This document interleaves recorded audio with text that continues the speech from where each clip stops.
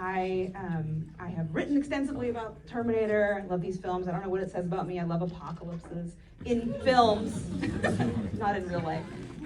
So I wanted to spend a little time today. I know everyone wants to get to the movie, but I was asked to come here to talk a little bit about the future and how the film reflects on the future. So I wanted to just spend a few minutes before you all get started watching, talking about how dreams and nightmares in the film help us think about the future of humanity.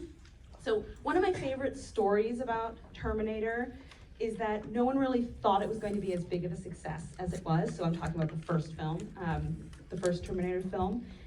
Of course, James Cameron, the director, and Gale Ann Hurd, who was his co-writer, wanted it to be a success. They loved the idea. They thought it was great, of course, and they shopped it around.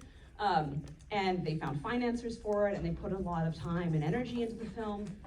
But they didn't think it was going to be a huge blockbuster or spark one of the biggest movie franchises of the 80s and 90s, and some would argue of all time. And so it was really framed in its sort of earliest evolution as a kind of B movie, right? Kind of B horror. Cameron called it a sci-fi slasher film, sort of his words for it. And so if you think about like the first Terminator film and this one, they have very different vibes to it. So the first film was made for, I double check my notes, I don't say the wrong number, $6.4 million was the budget, which sounds high, but is actually kind of mid-range.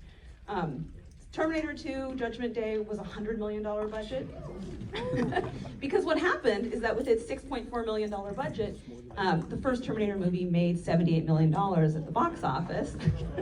And sorry? Yeah. And so they knew that it was going to be a success, but it also meant that they had a lot of aspirations for what the second movie could do, right? And even with the first movie, Cameron and Hurd have talked about how they wanted it to have these sort of big concept ideas behind it, right? Even though it was made for a relatively mid-range budget. The other thing that Cameron and Hurd have talked about in sort of oral histories of the film is that they really wanted to cast in the first Terminator, and then of course in the one we're watching tonight, an unlikely hero, right? And we have that in Sarah Connor. And that's part of the appeal. So Hurd has said, and this is a quote, so I'm going to read it, that they always liked that the idea that heroic people are the ones you least expect to be heroes.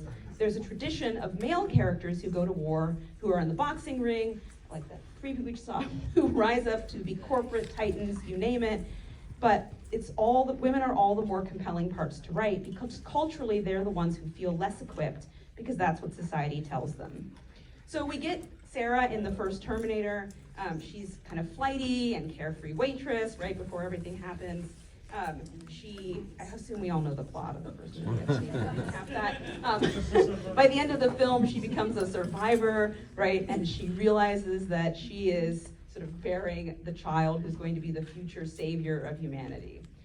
And so we have this kind of unlikely hero character, and Sarah, and that was what Hurd and Cameron were really interested in. So this brings me to my second favorite story about the Terminator franchise, which is that it started with a dream. So Cameron purportedly had a nightmare one night in the early 80s where he just, it was out of context, dreamt that a metal endoskeleton was coming out of burning flames.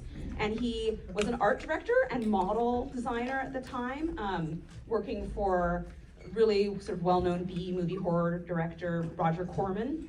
Yeah. And he always, when he had these kinds of dreams, would sort of draw a little picture of them. And this is where this sort of idea of the Terminator started, right? And so it's really fitting that we have a lot of depictions of dreams and nightmares in both movies. So we have Kyle tells there's sort of two types of dreams and nightmares. Kyle tells his vision of the future, which is real to him, right? Imagined to everyone else. His vision of the future to Sarah in Terminator in the first movie, and then she recounts it in the second movie to the psychiatrists who all think she's crazy. And we see sort of versions of this over and over again. So that's the one type. This is actually a real vision of a future that was Kyle's present. So we're already getting like a complicated timeline situation going on here.